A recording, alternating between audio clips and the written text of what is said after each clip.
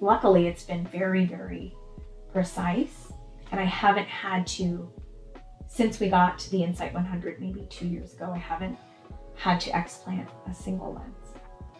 I did it for a very short time without the Insight 100 personally, and I would follow the advice of some of my colleagues who were doing it for years before me. So some would use there's a machine called a biometer, and we use it for cataract surgery, and it measures what we call the white to white.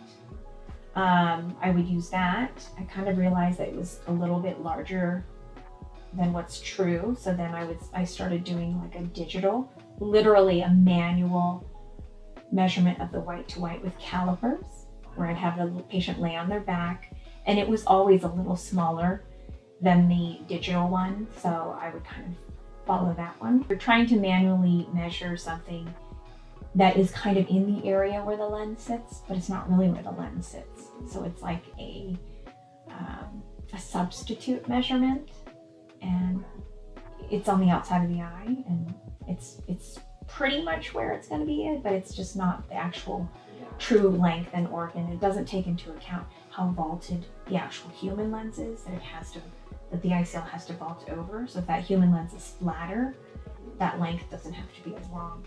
If the human lens is more rotund, it does have to be a longer lens. So there's just a lot of issues that you could run into, or if you don't know those variables, that you're not going to end up having the right size lens. ArcScan Insight 100 frankly takes longer, but it's worth it.